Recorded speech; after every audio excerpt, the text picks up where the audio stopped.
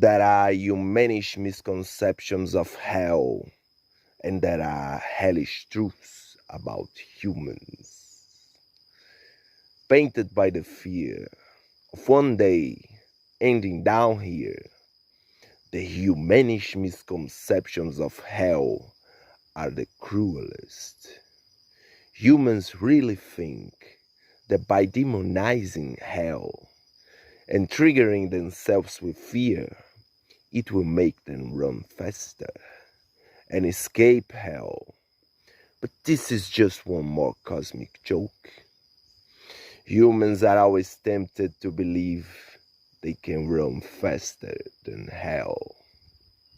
In regard to the devil, if the mundane souls were the Monday, the holy ones would be indestructible opportunities. Every time a saint is violated in any way by the world, hell earns at least a $1 human soul. Every time a holy one is hurt, eternal wounds grow deeper in hell, seeking its limits, to which the damned will run along, forever seeking relief. What the world does not know is that if you try to kill a saint, even death becomes whiny about doing the job. Existence seems to be in philosophy what the term light means in the book of Genesis. Because the light was the first thing to exist, it shone with the light of existence itself. Baby, I have to confess something that may upset you. Okay, I'm a robot. No way. I'll take this as a compliment. When you said my pussy was magical, actually, it's science. We measure your penis and body temperature, and based on that, our pussy adapts itself to the perfect tightness, warmth, and lubrication state. But why are you just telling me this now? So good that you would prefer keep living the illusion, huh? I don't need your trust anymore. Our transaction has ended. But what transaction? What did you want from me? I have successfully extracted and stored enough of your semen to generate 1 to 3 human kids a year, depending on your income increase in the next years to come.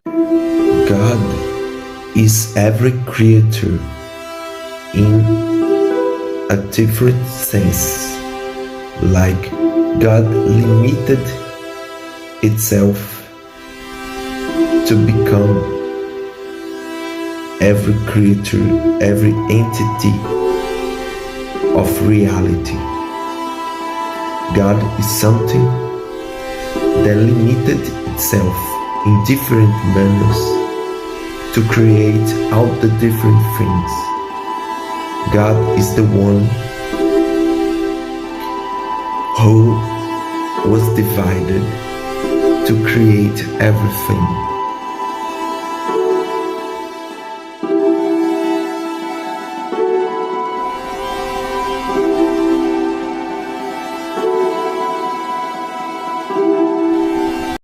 Put you in a box is so good.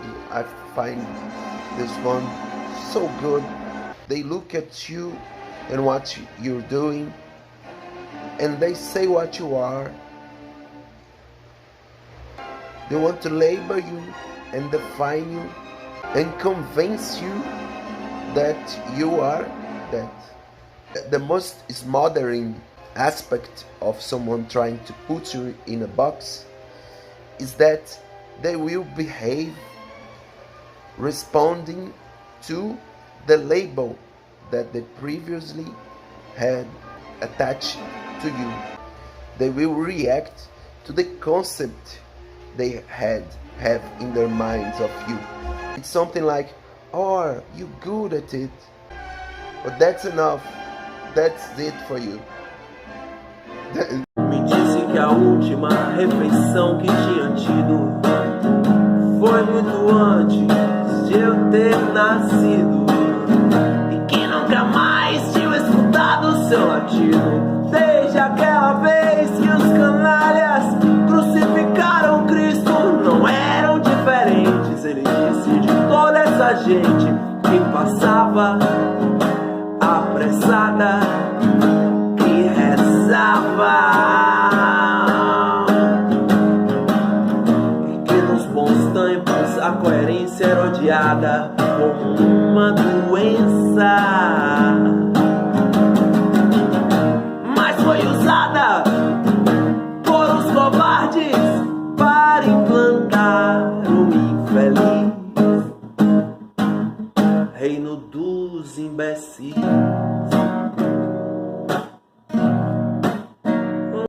So Adam, by one side, had this ever-changing process of the natural knowledge, and he walked beside God, the source of transcendental knowledge. And using the drawing analogy, the presence of God is the reference from which Adam draws his self-portrait. He creates his self-image. And of course, there is also the natural knowledge of the self. In our minds, our self-image lives somewhere inside our worldviews.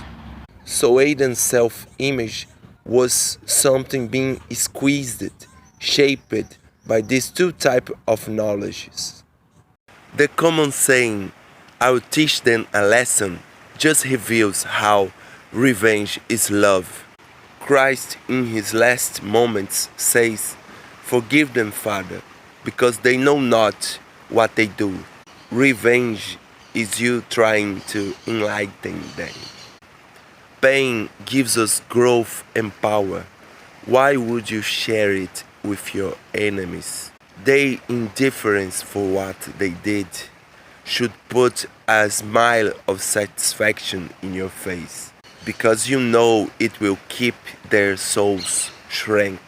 Wish them to have their senses constantly sedated with all the pleasures of this earth, so they get out of this world even more stupid and weak than they came to. The movie Boxing Helena, where a surgeon amputates the limbs of Helena, a woman he's obsessed with, gives us a nice metaphor on what's the purpose of emotionally abusing someone.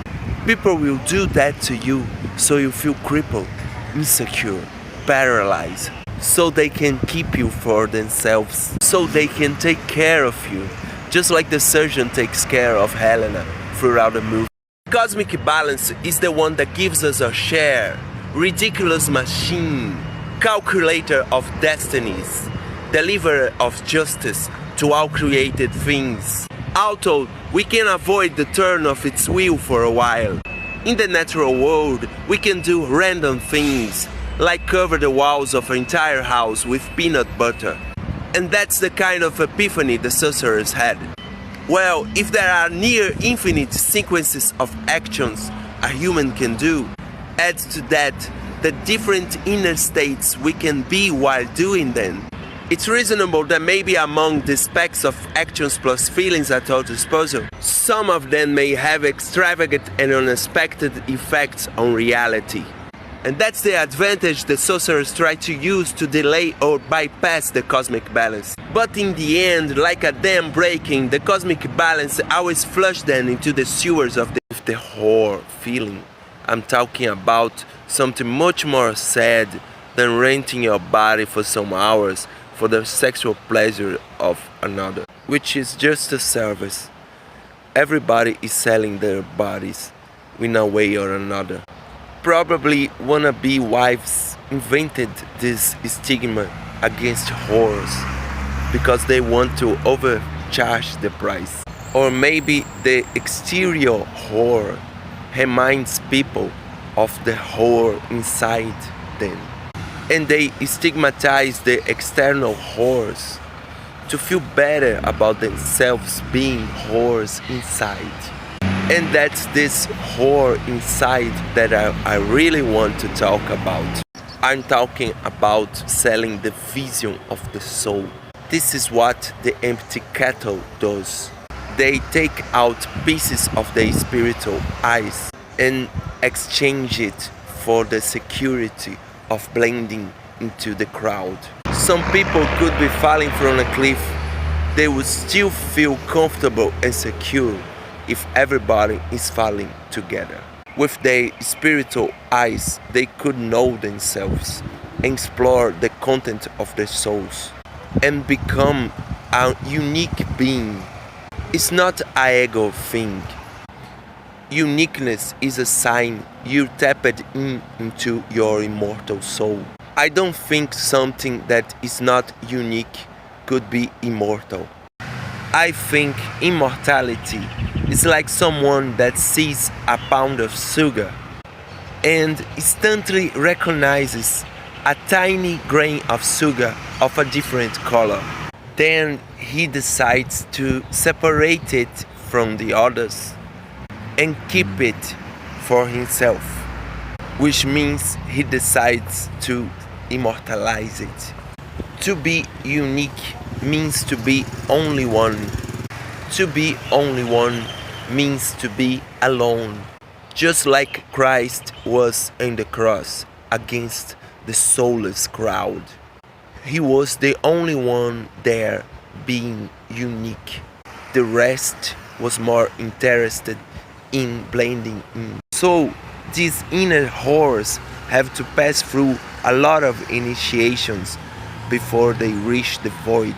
They have to eat shit if everyone is doing it until they're convinced it tastes like chocolate. And if you're not eating your shit too, that's how these whores react to you. What? I had to eat this shit for years. I diligently mutilated my humanity, my sensibility, my discernment, so I could learn how to smile and appreciate eating this shit. Oh, you think you're better than us, huh? That's the horror feeling I'm talking about. They can eat shit, but they can't swallow the truth that eating shit is not an universal requirement of the human experience.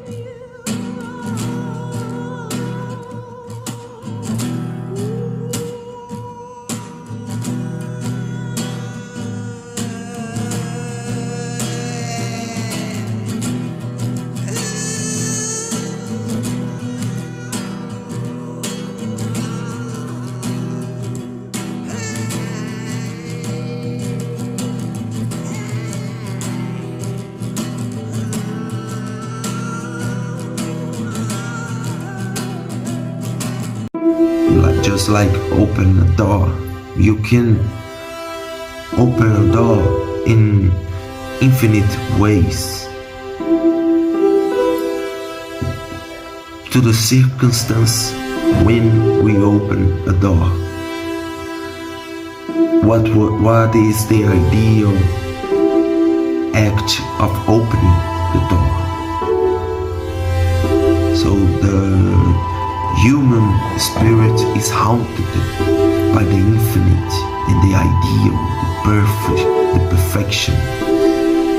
Small things, for the smallest things, the most perfect ideal.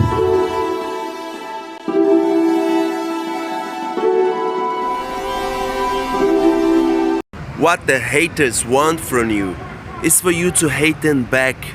Once you start acting like them, they start feeling better about themselves and proud for breaking something inside you.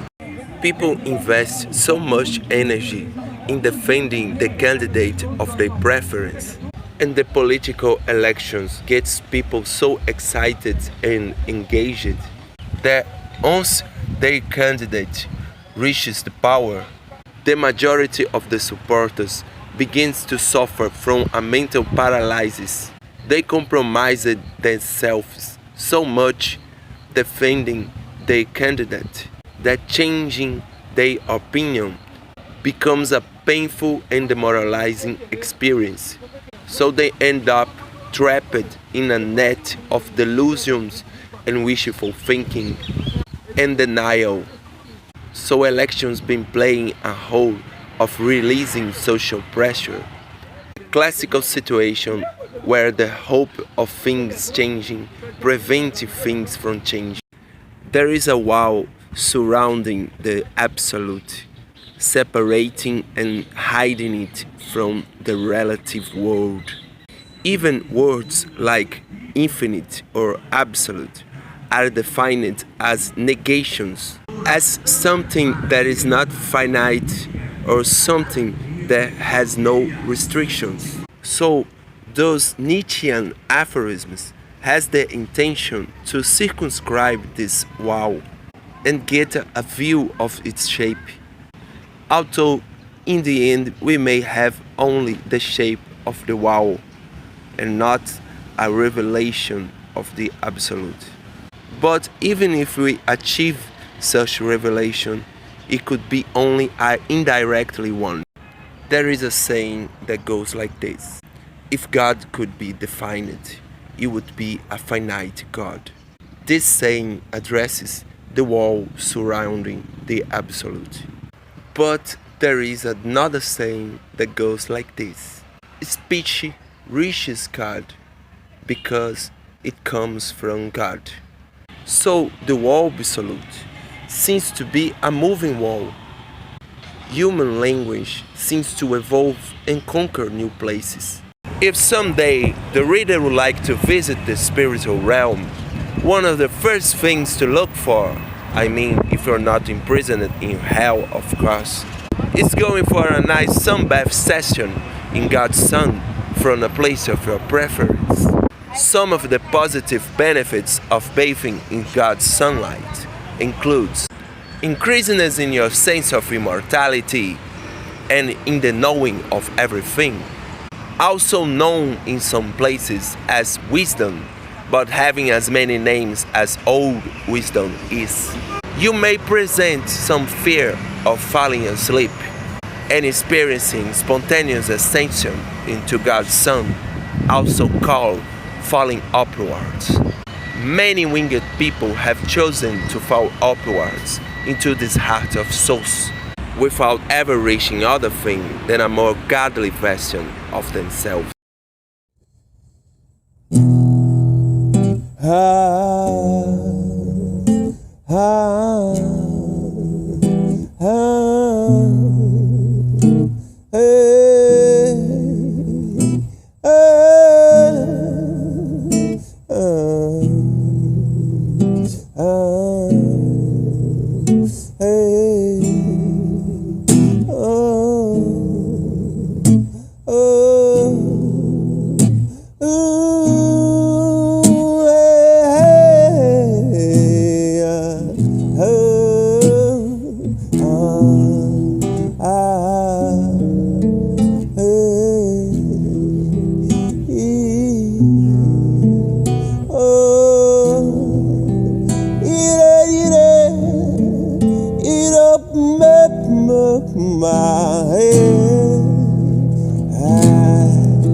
As a house librarian, I can tell you one thing.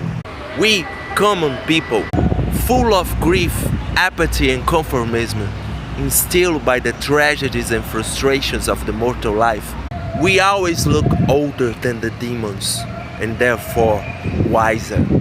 We only, the common people, develop through our common lives this pessimistic view of things we call common sense. To watch a demon talk is like seeing a body moving in low gravity. It is always on a parabolic journey of very well chained logic, that will land somewhere further on a conclusive ground just to go up again, making any grounded mind dizzy. When you're listening to a supernatural mind, you have to endure it, just like an astronaut endures his training. Or you throw up, or you become in some way supernatural. It's a warm bed, despite the homeless outside. Happiness is obscene, and some say you have to let go your ego and become God to fully experience it without any guilty or shame. If you're handicapped in some way, you soon feel like you belong with the rest of mankind, and you can call them proudly brothers and sisters. But if there's nothing wrong with you, you feel like you belong with the angels and not the man, and that you're a spoiled child of God. But true happiness is obscene. It's like eating your birth cake all by yourself in front of a hungry crowd, and you blow a candle and wish for the most expensive and unnecessary thing, just for it to arrive the next day. And while you sign in the papers, you clearly see the delivery guy giving you the side eye. I'm having a relaxing walk in the zoo, and then suddenly a gorilla starts looking angrily at me, screaming and punching violently the glass between us. If I react all gorilla-like, I will magically be transferred to the other side, and then I will belong in the zoo with the angry gorilla. And pretty soon, the zookeeper will show up, shooting tranquilizer darts at everyone. So I fix my focus on the glass that separates me from the gorilla, until I feel calm and safe. I just have to not act as the gorilla, for that glass keeps standing between us. Then I turn my attention back to human affairs, drink my soda, eat my popcorn, walk out of the front doors of the zoo, take a hot shower, lay on my warm bed, and just then I remember that the gorilla is still there stuck in a cage in the zoo. I tell myself, these little days will last. You gotta let them go. Just let go.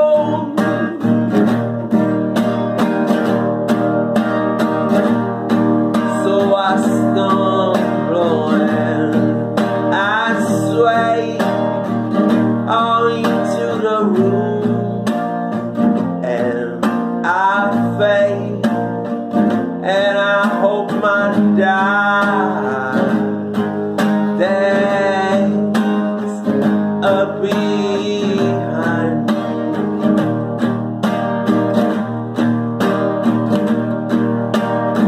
And I just Probably because a consciousness is trapped inside this body that it becomes my consciousness. Just like the air trapped inside a balloon becomes the balloon's air, and the balloon itself, so to say. But when you pop a balloon, the air escapes to a greater container, the Earth's atmosphere, and it identifies with as it dilutes into the atmosphere. Dying as a balloon and becoming the atmosphere are the same process seen from different perspectives. Does the same happens with consciousness when it pops out of a balloon? Does it identify with as it dilutes into universal consciousness? What amazes me is that this is a symbol present in the very act of breathing. People who say this is a conspiracy theory and believe this single sentence is enough to prove that something is false, in fact they are affirming that the universe was organized in a way that doesn't allow conspiracies to exist. Adults are just children with dementia who started believing the role playing. Our own existence is the primary good we possess, the foundation, because without it you can't experience any other goods. So what's the ultimate good you could ever desire to seek and preserve? If you reflect enough, you would come with the concept of eternal life. Eternal life is the permanent access to all the other goods. I mean, you can literally invent the concept of eternal life by following this train of thought. Just by trying to figure out what is the best fundamental thing we could ever possess. So there is a pure logical order for the establishment of a hierarchy of goods, which breaks out of this world with the concept of eternal life and goes beyond it. So, if you think there is the other side, and your moral choices here can affect your eternal destiny, do not bow down to any tyranny of this world becomes the logical thing to do, even if they have the power to kill you, because you are protecting something of higher value, which is your eternal destiny, your eternal life. But once you cut down this hierarchy and limit it into the boundaries of this realm, the tyrants can take from you what you perceive as being in the top of the hierarchy, which is your physical life. So this materialist system of values would soon or later spiral down humanity into the deepest cowardice and conformity. When our immediate perception apprehends the dogmas of a dog, we accept naturally that we are perceiving something that belongs only to dogs. But how can we know that? How can we have this immediate sense of uniqueness upon each essence we apprehend? The most straightforward explanation would be that some hyperconscious activity is putting that dog's essence in contrast to everything that exists. So the perception of universe minus dogness is simultaneous and built-in the perception of dogness. So our minds experience this dominion over everything in its most trivial immediate perception. To say something is unique is to say something is like no other. But how could we know that unless we're having a view of the whole? So when we are perceiving the dogness of a dog, in a hyperconscious level, we are comparing it with the whole universe. That's why I said that the perception of universe minus dogness could work along with the perception of dogness. We could represent this universe minus dogness with the following induction procedure. Dogness is not catness, dogness is not treeness, dogness is not dumbness, and so on.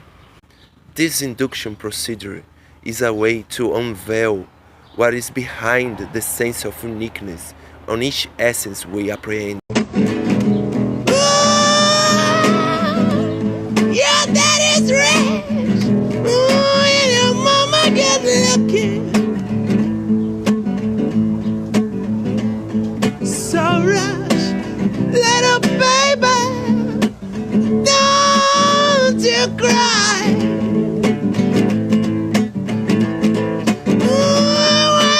The human mind can imagine the idea of drinking a cup of water. He experienced all the time, in all the dimensions of his life. He can experience. How are you feeling now? How's your mood now? When you addresses your mood, your present mood, and knows that always can get worse or always can get better. When you feel that, you feel the separation between what is actual and what is ideal.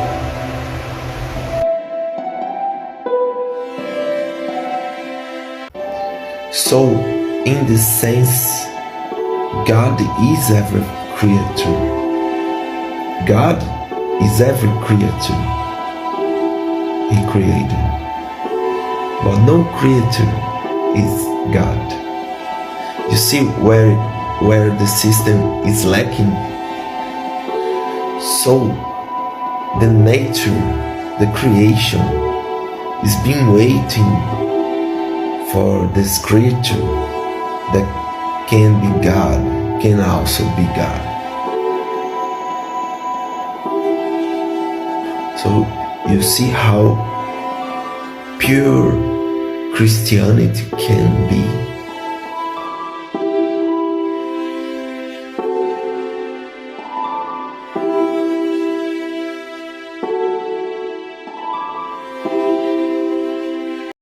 A beautiful woman rejects a man and the guy throws acid on her face.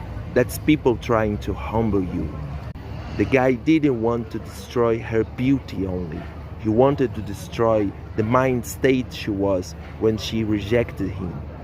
If you have something you should be proud about and grateful and happy, and you are, people hate it. They see you as arrogant for that.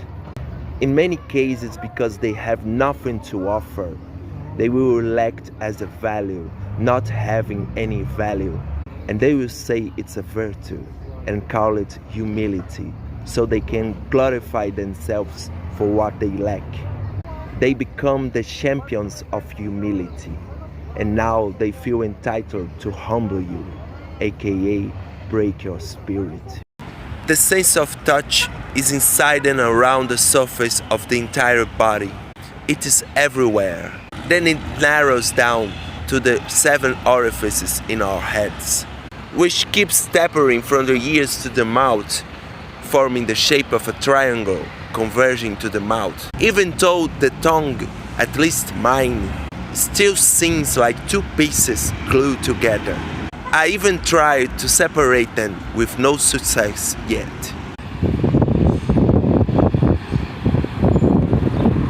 What I think is awesome about this is that the point of convergence of this triangle is in the exact location of the output device that externalizes our mental world.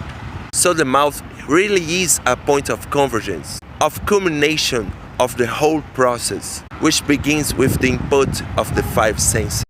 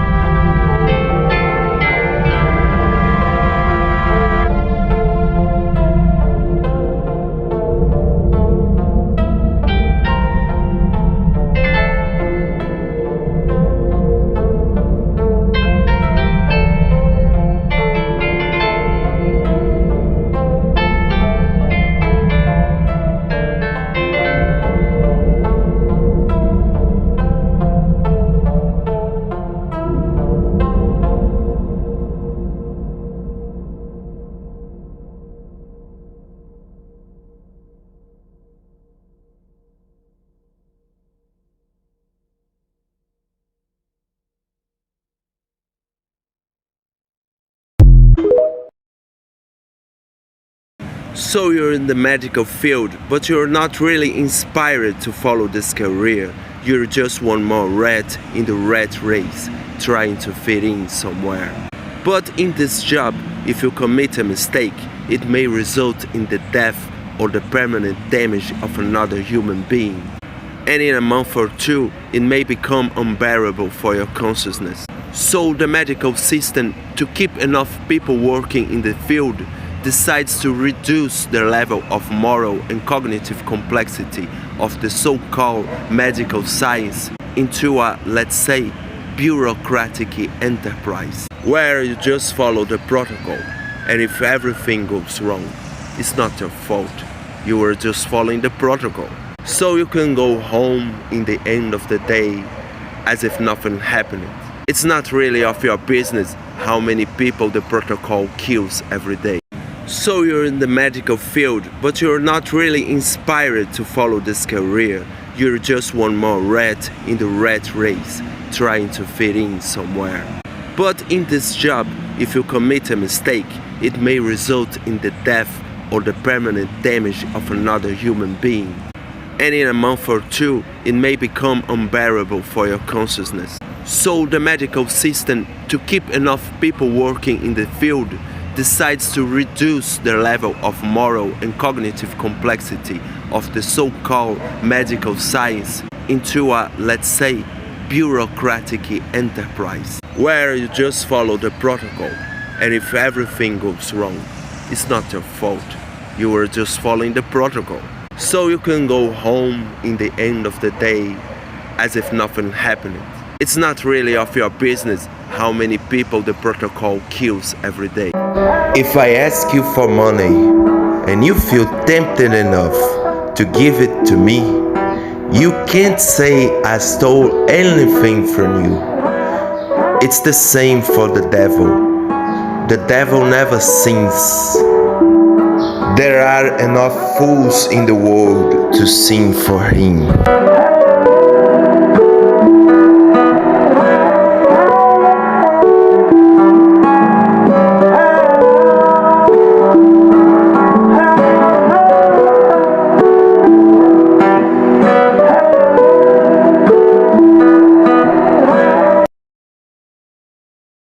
The underdog is when a situation of abuse, physical, verbally, etc., so on, is normalized within a group against someone.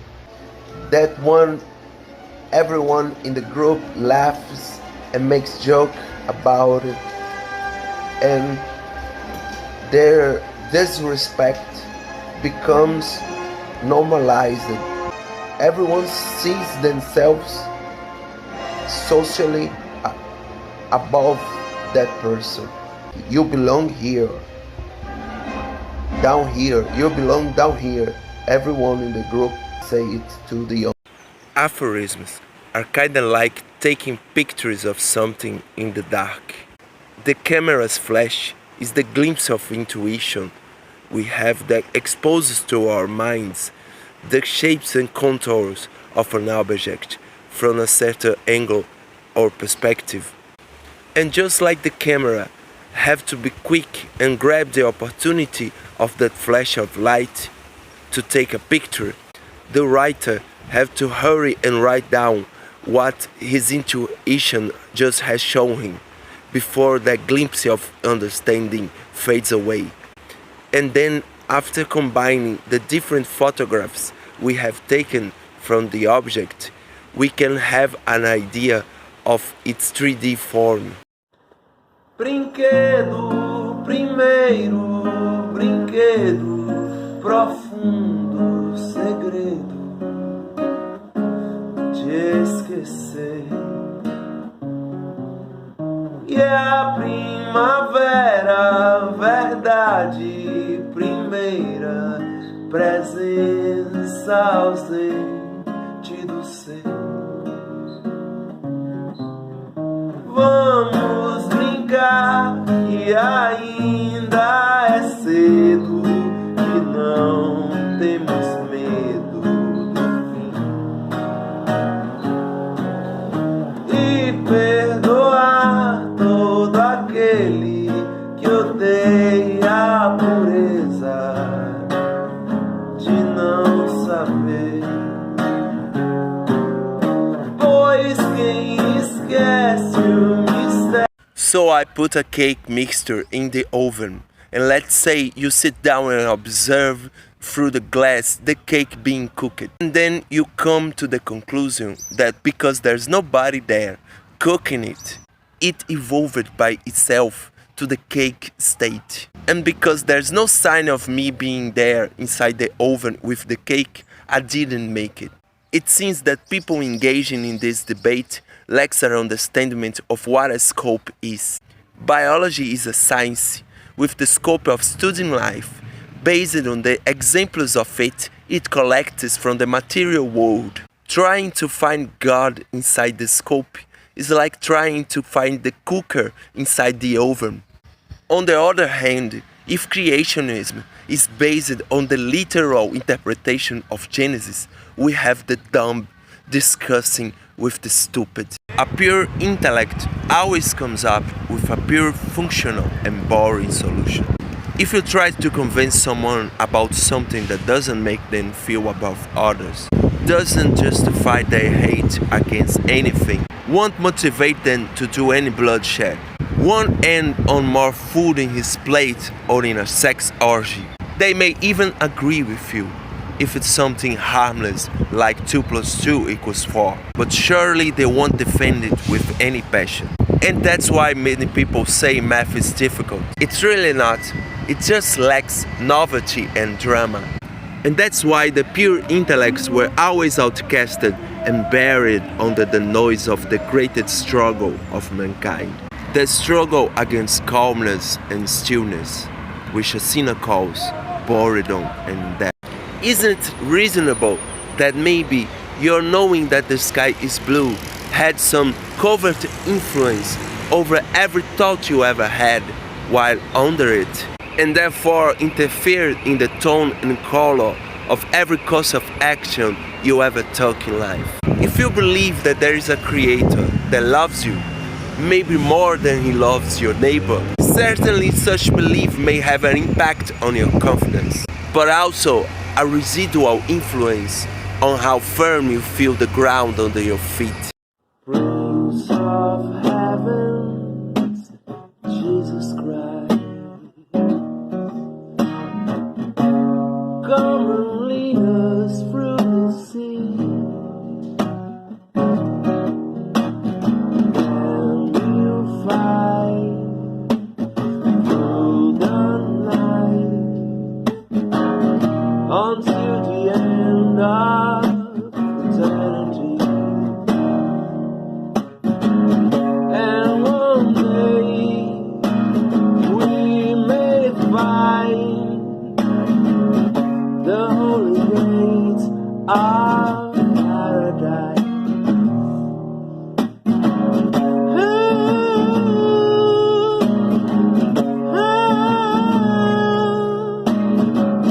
The holy gates of paradise.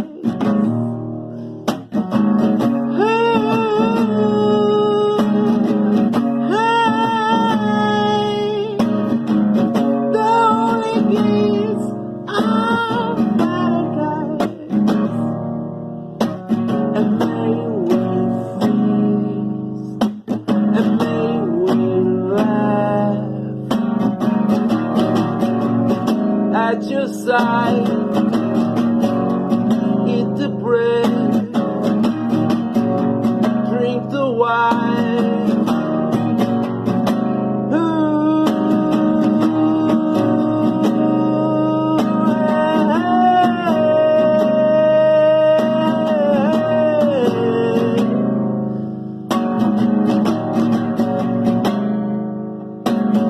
Through the sea of eternal night,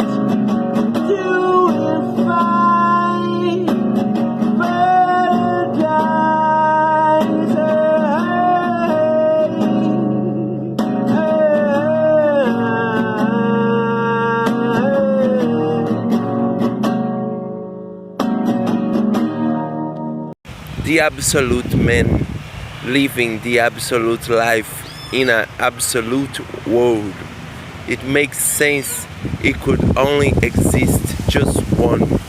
On the other hand, in the relative world, there are as many as possible relative men.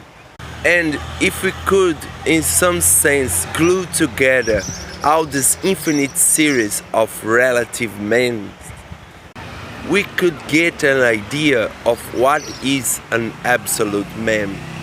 Although from our relative point of view, it seems unreal and we can only grasp the empty shell of this absolute man, which we call the archetype of man or the abstract concept of man, even though the absolute man is having the absolute experience of reality.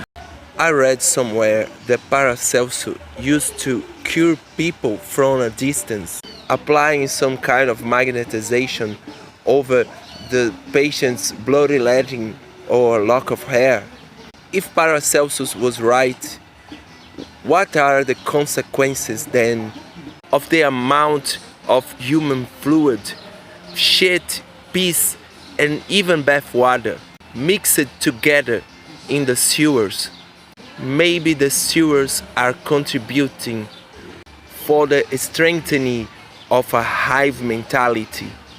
Maybe the sewers are one of the factors why mankind has been behaving like a soulless cattle. In the strip I was back in the neighborhood I lived until my 5 years old. And there was an invisible line separating the known from the unknown. And the difference between the two was that the known area I knew how to backtrack to my home. Then I envisioned what would be to have a route back home from every place in the world. Then something like a deeper layer of my own consciousness told me this. This is what people usually call knowledge, a route back to home.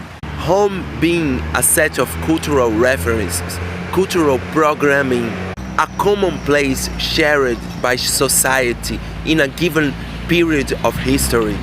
And every time they discover a new place nearby, they start feeling anxious and that they are going crazy, just like a child feels when getting lost. And this constant backtracking prevents them from going far beyond. Demons were always fond of the idea of a revolution that would make life on Earth so much better that humans would stop thinking about the afterlife. In a better world, even worlds like salvation and paradise would cease to exist. Humans give birth to otherworldly dreams, experience feelings like hope and faith, and also see the moral value on things like service for others and compassion when their lives are nightmares. When life is good, according to the demons, humans are almost like any other animal. A happy and satisfied animal when in a happy and satisfying circumstance. But that's just a humanology thesis the devil wants to prove about human nature. It's a devilish perspective of things, and a human mind can get stuck in it just like a fly gets trapped in the glue.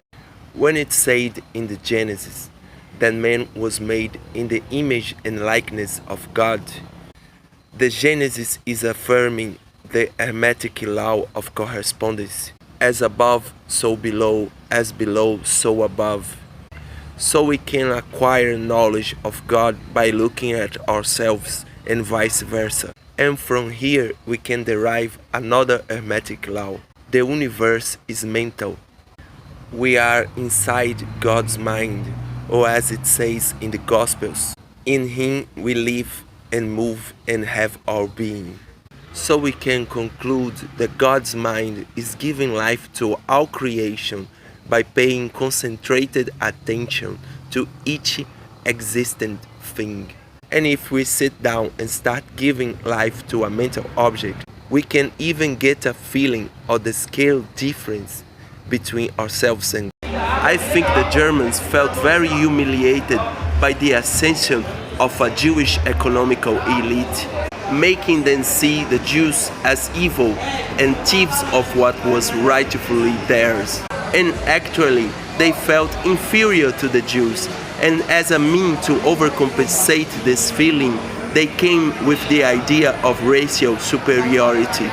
That's a too simple interpretation of history, but we can use it to explain indirectly some dynamics in human interrelationships.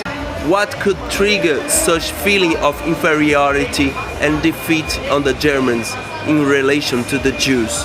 Maybe they were competing with God, but they could only see the humans. And this gave the Germans the impression that the Jews were superior to them when they were only favored and chosen by God. The Gremlins movie kinda of retells this multiplying aspect of the scene.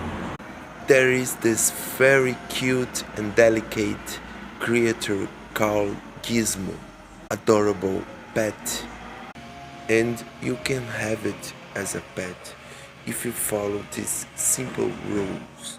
First, the Gizmo can't get wet, and the second is that you can feed him after midnight.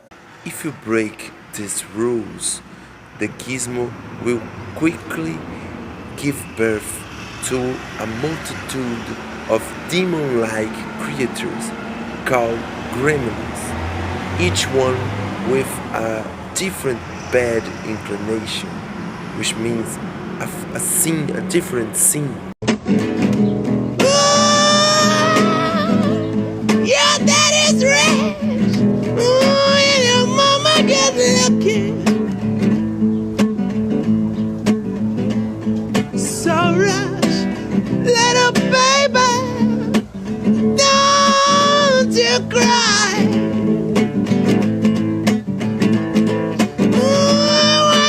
Creation as a whole can't hold the spirit of man. Not that man will win the world, not like that, but man will desire something else, something beyond. So the soul of a man desires something more than the world. In this manner, true free will expresses itself, even through defeat, through victory or defeat against the world. Man expresses a transcendent power.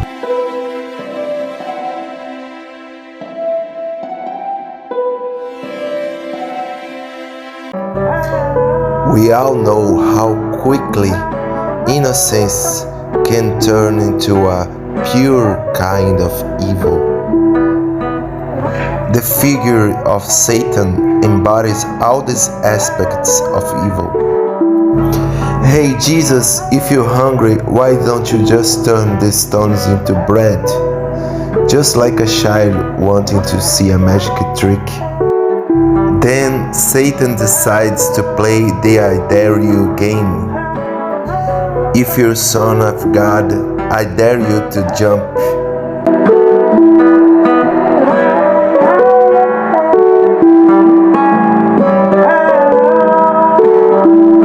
A sinner can hurt body, mind, and heart of a saint, but the saint plants the seeds of goodness in a sinner's soul. And terrified by that, he runs straight through the doors of hell, pleading to Satan, Father, take it away, it is killing me.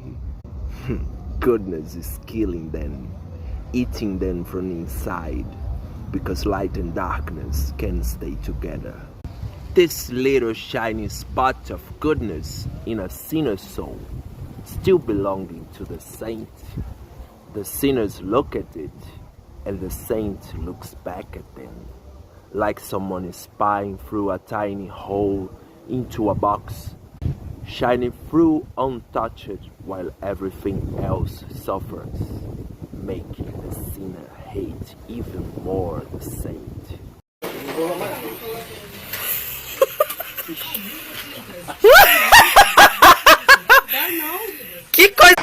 That's the energy of envious family members. They lost their chances, the years has passed, the mango seed had fell on the ground, and they can't stand seeing you having what they never had. Family can feel heavily entitled to attack you and destroy you, and they think their true intentions will stay under the radar because you trust them blindly due to cultural brainwashing, romanticizing family. Here's a harsh truth about human nature. A mother, for example, because she feels very protected by how society views her, she thinks she can get away with anything. The music industry secures its profit by getting people used to mediocrity. So they can get people hooked by anything that exceeds a little that mediocrity. So they can put just some special detail in their products and sell something that in its overall it's mediocre. With such strategy, they can keep making continuous profit from mediocre products. And Jeff Buckley was a real-life siren. He was handsome like some guy of a boy band of the 90s. Even Kurt Cobain looks like a talented kid comparing to Jeff Buckley. It was too much power in the hands of only one man. It's not the devil wants to harm the saint. He wants to be in his presence. But the devil can't go where the saint lives, so to say. It's the saint that may descend to hell in order for this encounter to happen. And the devil's best tool to bring the saint to hell is the sinner. Because the sinner is the only who can bring hell to the saint.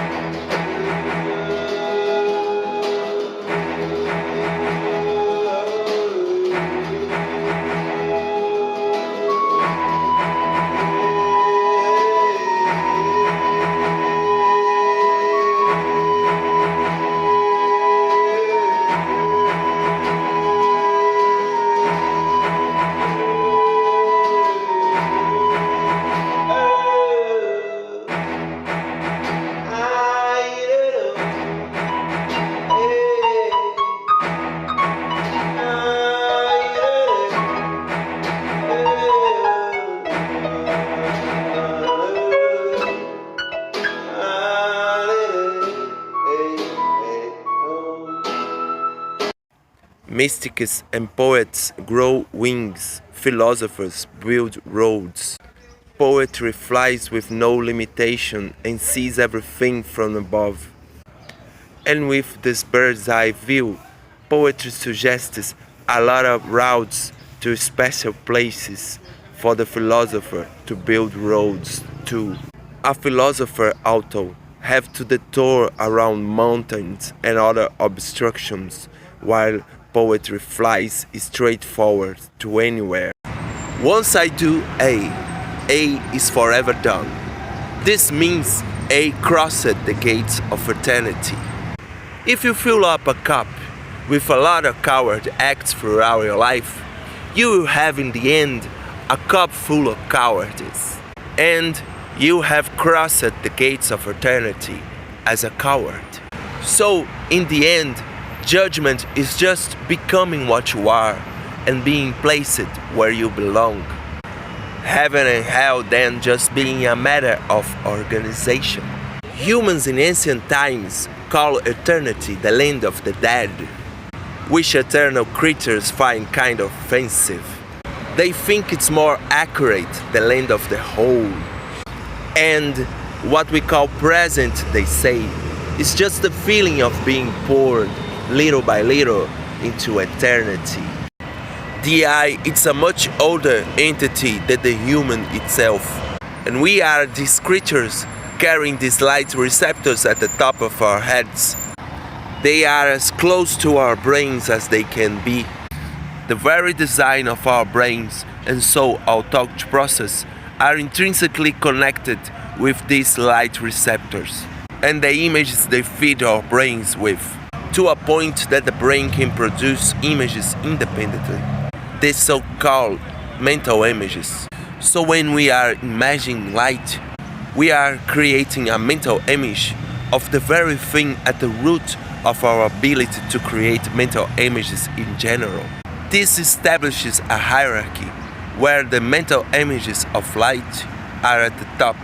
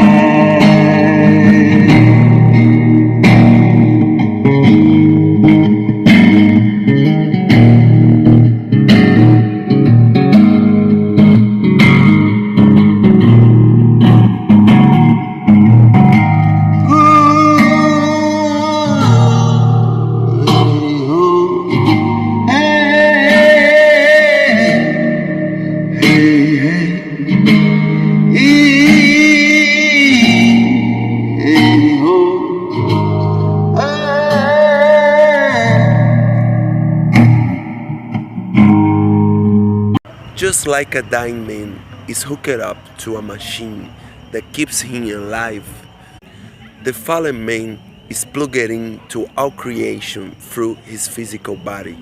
We can think about Adam's disobedience and hiding from God as a disalignment to God. And so, as a consequence, he ends up disaligned to everything that has unfolded from this nature of God, which includes his own existence as a creature of God.